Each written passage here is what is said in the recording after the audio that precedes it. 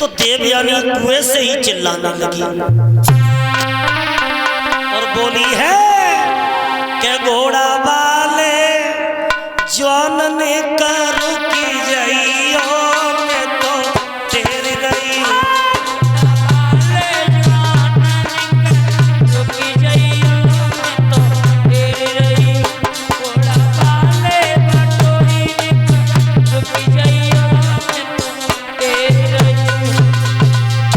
देवयानी कुएं में पड़ी है, आवाज दे रही है घोड़ा वाले जानन करू की जाइयो मैं तेरी रही घोड़ा वाले जानन करू की जाइयो मैं तो तेरी रही घोड़ा वाले बटोई करू की जाइयो रे मैं तो तेरी रही। संग की सहेली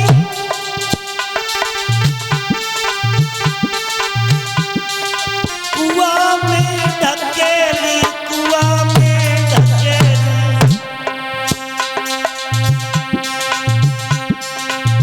करमन को फल धोई रही हूँ रुक जाइयो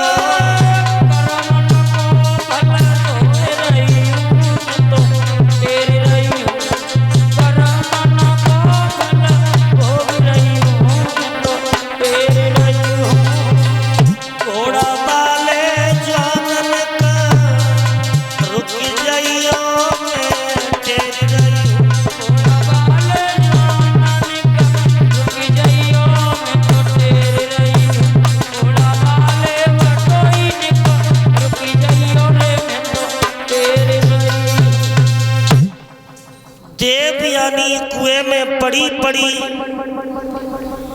आवाज दे रही है कि मुझे कोई बचाओ, कोई बचाओ। राजा आयाती ने देखा कुएं के अंदर एक नौजवान लड़की है। राजा आयाती ने अपना दुसाला उतार करके कुएं में डाल दिया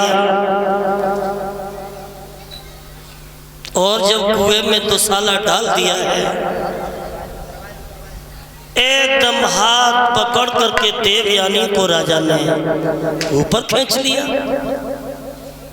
और जैसे ही ऊपर खींचो ना सो मेरी माता बहनों ऊपर जैसे ही आई देवयानी तो जाने राजा की कलाई न छोड़ी। अब राजा ने कलाई छोड़ने का प्रयास किया, बोले बात क्या है? तो कहने लगी महाराज अब तुमने मेरी कलाई पकड़ के मेरी रक्षा की है तो आप जीवन भर मेरा हाथ पकड़ने का वादा कीजिए। बोले पागल हो गई, इसका मतलब ये है कि किसी की हमने मदद की तो वो हमारे शरीर से लिपट जाए।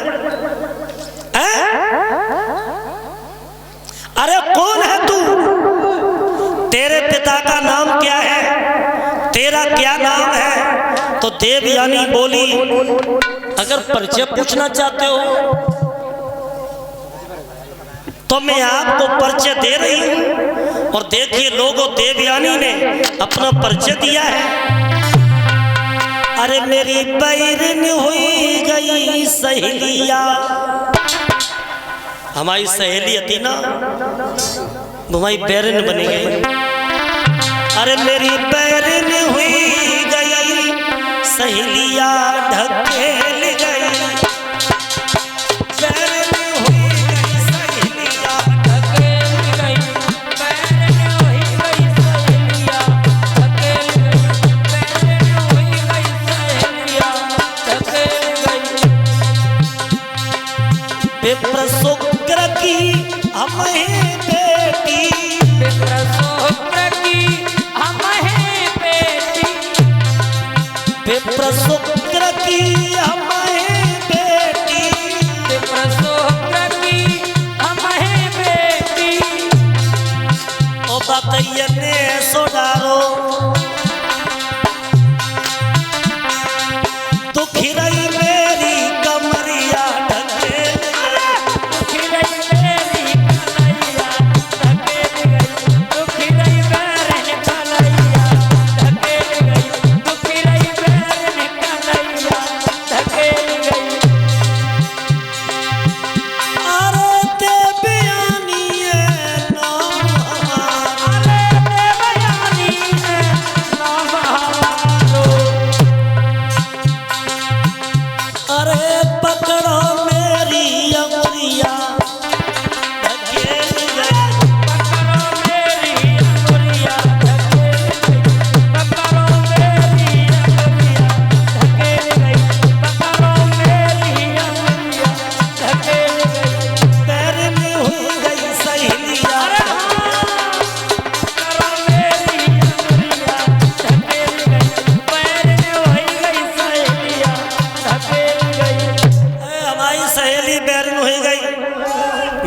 पिता का नाम शुक्राचार्य, मेरा नाम देवयानी। राजा अयाति हंसने लगे। शुक्राचार्य को कौन नहीं जानता, ब्राह्मण है, ब्राह्मण की लड़की है और मैं क्षत्रिय का लड़का, शादी कैसे हो सकती है? कहने लगी महाराज शादी यही होएगी, क्योंकि मुझे श्राप लगा है कि मेरी शादी कोई ब्राह्मण करके नहीं ले जाएगा। मेरी शादी होगी तो किसी क्षत्रिय के साथ। लोगों, ये देवयानी को किनका श्राप लगा था? देवयानी को देवताओं के गुरु बृहस्पति, उनके बेटा कच का श्राप लगा था कि तेरी शादी ब्राह्मण के साथ नहीं होगी, क्षत्रिय के साथ होगी। और ये भी बता दूं कि ये श्राप कब दिया, क्यों दिया, बड़े ध्यान से सुनना। एक बार ये हुआ परीक्षित जी कि देवताओं में और राक्षसों में युद्ध हुआ। तो देवताओं के गुरु थे बृहस्पति और दैत्यों के गुरु थे शुक्राचार्य। तो शुक्राचार्य ब्राह्मण थे, इनके पास एक विद्या थी, संजीवनी विद्या, और वह विद्या से ये मरे हुए इंसान को जीवित कर लेते थे। तो इनकी तरफ जो मर जाता था उसे संजीवनी विद्या से ये जिंदा करते थे। तो देवताओं ने विचार किया ऐसे राक्षस कभी मरेंगे ही नहीं, कभी नहीं मरेंगे। एक काम करो, ये विद्या अपनी तरफ भी काऊ सिखा। तो कोई सीखने नहीं गया, गुरु का लड़का ही गया शुक्राचार्य के पास, कही कि आप हमें संजीवनी विद्या सिखाओ। तो शुक्राचार्य बोले वाह, कोई ऐसा है जो अपने दुश्मन को अपनी विद्या दे दे? लेकिन चलो तुम आए हो तो तुम्हारी आस को हम निराश नहीं करेंगे। अब कच्छ को जब विद्या सिखा रहे थे तो उस समय इनकी लड़की थी देवयानी, वो कच्छ से प्रेम करने लगी। और कच्छ से जब प्रेम करने लगी तो और चेला हाथे से वे जर के कोलवा पर गए, जर के कोला पर गए कि देवयानी हमसे प्रेम नहीं कर रही और जब कच्छ से प्रेम कर रही है। तो परीक्षित महाराज एक दिन सब चेलन ने घेर के जंगल में कच्छ को मार दिया, और मारने के बाद लकड़ियों पे रख करके और कच्छ को जला दिया। शुक्राचार्य को नहीं मालूम पड़ा, लेकिन देवयानी ने पूछा कि पिताजी तुम्हारे सब चेला दिखाई दे रहे हैं लेकिन कच्छ नहीं दिखाई दे रहा। तो चेलाओं को पूछा तो चेलाओं ने बताया कि गुरुजी अब कच्छ दुनिया में नहीं है, हमने भाई घेर के मार दो। एक मुट्ठी राख हो गई। अब शुक्राचार्य के पास देवयानी रोने लगी कि क्या होगा, मैं मर जाऊंगी। तो शुक्राचार्य जंगल में चेलाओं को लेकर के पहुंचे तो एक मुट्ठी राख हो गई थी, और वो राख पानी में घोर करके शुक्राचार्य ने पी ली। अब संजीवनी विद्या जानते थे, पानी में घोर करके पी ली है। और जैसे ही पेट में वो राख पहुंची संजीवनी विद्या से जीवित किया तो शुक्राचार्य के पेट में कचाए गए। अब जब कचाए गए तो पति पिता के पेट में, लड़की सोच रही है कि पति पिता के पेट में सुता रही कुलाए, और पिता मरे तब पति मिले न जन्म कुआरो जा। अब देवयानी सोच रही है कि पिता के पेट में पति है, अब पिता मरे तब पति मिले।